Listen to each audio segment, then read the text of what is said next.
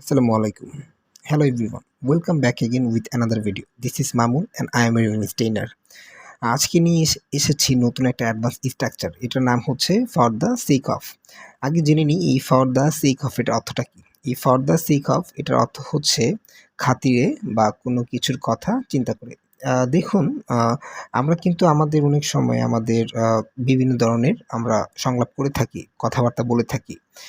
তো আগে একটু জেনে নেওয়া যাক যেটা স্ট্রাকচারটা কী।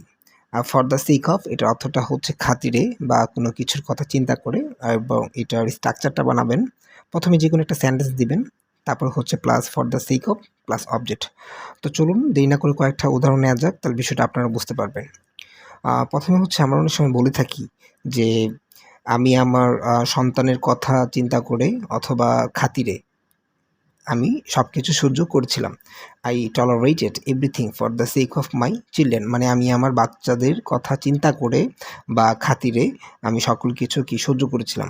আবার আমি বলতে পারি যে I have come just for the sake of my children, মানে আমি আমার বাচ্চার কথা চিন্তা করে বা খাতিরে আমি এখানে এসেছি। আমি শুধুমাত্র এখানে এসেছি কি আমার বাচ্চার কথা চিন্তা করে অথবা খাতিরে, তাদের খাতিরে আর কি।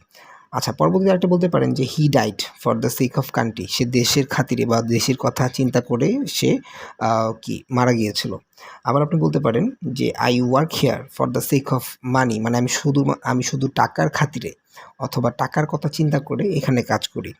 আবার আপনি বলতে পারেন যে I give up drinking alcohol for the sake of my health. আবার আমরা বলতে পারি I give up drinking alcohol for the sake of my health, মানে আমি আমার স্বাস্থ্যের কথা চিন্তা করে বা খাতিরে আমি মদ পান করা ছেড়ে দিয়েছিলাম।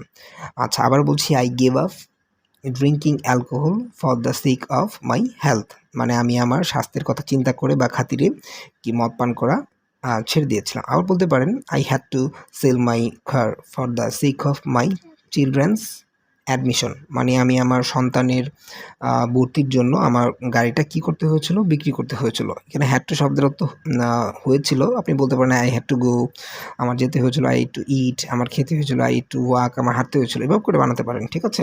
আর হ্যাড টু এটা মনে রাখার কৌশল হচ্ছে তে হয়েছিল, মানে কোনো কিছু করতে হয়েছিল, এটা হচ্ছে বাংলিশ, মানে মনে রাখার কৌশল।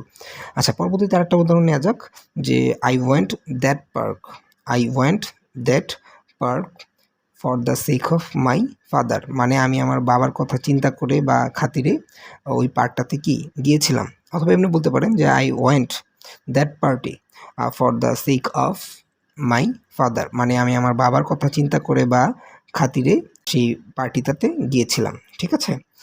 আবার আমি বলতে পারি যে I took that prize for the sake of my boss, মানে আমি আমার বসের কথা চিন্তা করে বা আমার বসের খাতিরে ওই পুরস্কারটা নিয়েছিলাম। তো এইভাবে করে আপনারা অনেক মেক সেন্টেন্স বানাতে পারবেন। সো আজকের জন্য এই পর্যন্তই। Till then, take care, have fun and আল্লাহ হাফিজ।